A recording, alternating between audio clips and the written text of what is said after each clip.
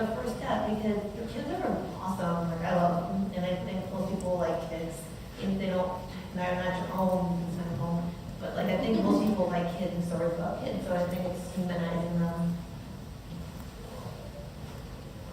Yeah, I would agree. I think humor is something that can help breaking the ice a little bit and being open with students about your background and not taking yourself too seriously.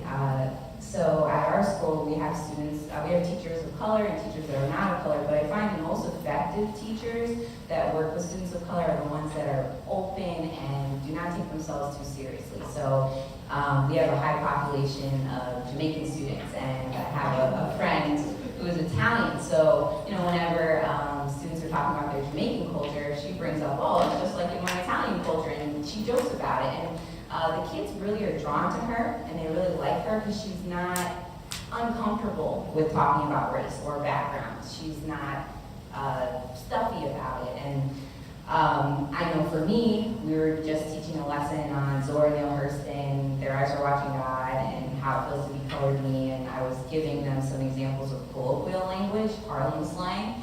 And so the kids came up, they saw there was different names for skin tones, and one was like Vaseline brown. And so they said, Miss, you're like that, you're Vaseline brown.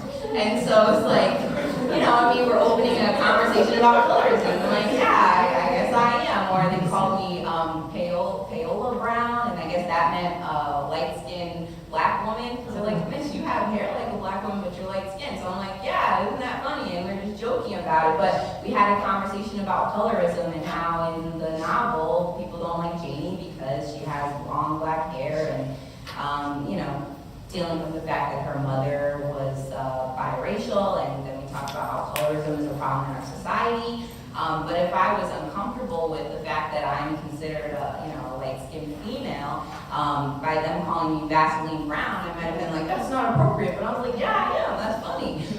So I think we have to open up and not be so uncomfortable talking about race and talking about our backgrounds, and share with students where we come from.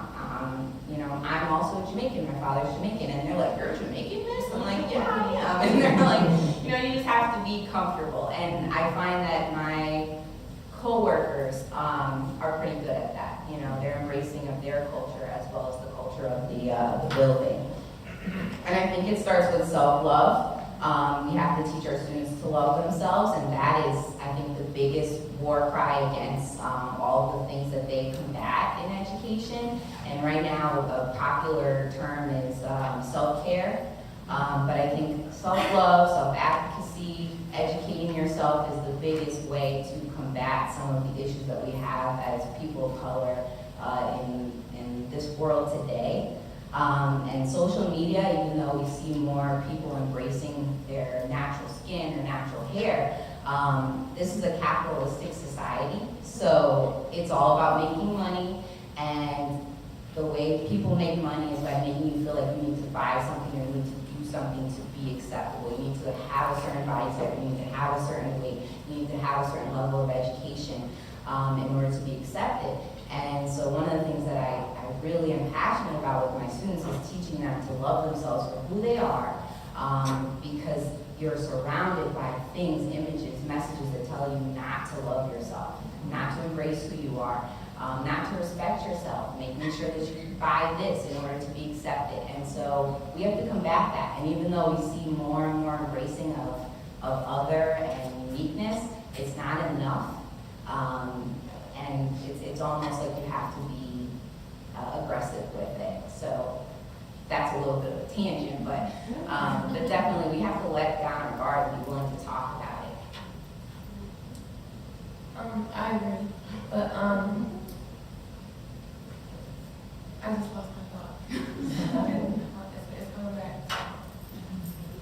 Okay, so even though I go to a primarily black school, my parents have always instilled in me that, you know, we're all equal, we're all the same. You know, at the end of the day, we all go to sleep and we all wake up, and we all do the same thing. We just all have different stories and different backgrounds. So I've always been really just ready to hear someone someone's story that doesn't look like me. So whenever I speak to people, that's just the way that I carry that out. Going into the field that I'm going into, oh, by the way, I'm a senior, so I'm 17 years old.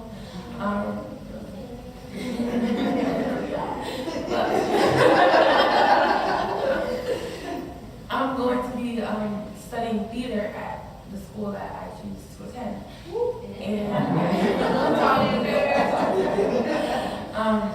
And I remember I was talking to my friend, well, she's not a friend anymore, not because it's college.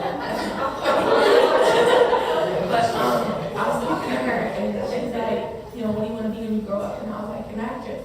And she's like, do you know how many black girl actresses there are? And I was like, it doesn't matter, I'm going to be an actress.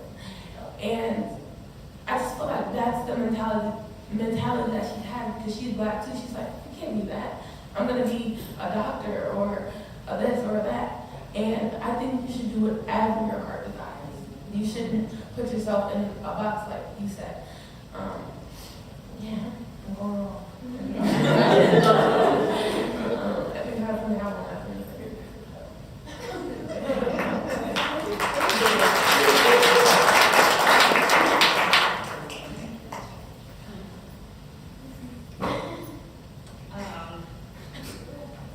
Question is just so wonderful.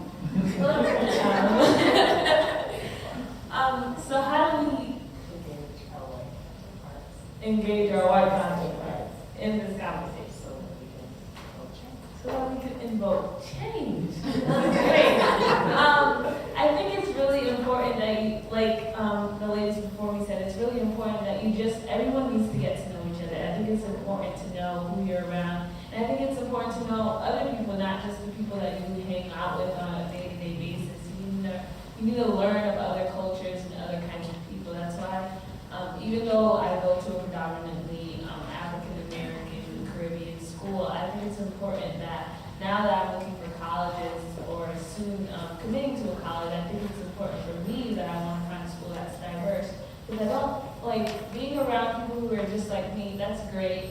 But sometimes you can fall into like a kind of a stereotypical kind of mood where, okay, you know, we do this and we do that and we dance and things like that.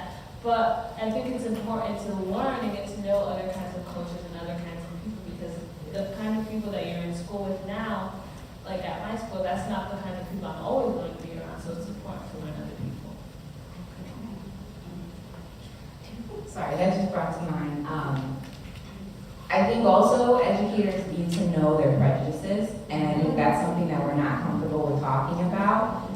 When I was in college, I grew up in a predominantly white town, South Windsor, and my first black professor was in college, and she was big on diversity. And so sitting in a classroom with her and a bunch of other future educators that were predominantly white, she brought up the conversation of you need to know your prejudices. Before you go into the classroom, you need to really sit down with yourself and think about what are the things that I'm bringing in that I'm going to put on the students that I don't even recognize right now.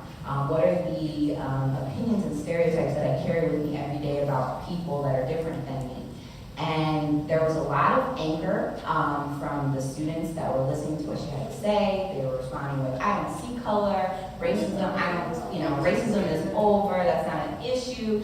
And I think we know now with our current political climate, with all the things going on in our society, that that's not true. So she made us do all these tests and assessments before we started doing our student teaching to understand what stereotypes we carried with us. And I think that was powerful, and it taught me a lot about some things that I needed to work through before I sat down with a student, because you carry that stuff with you every day.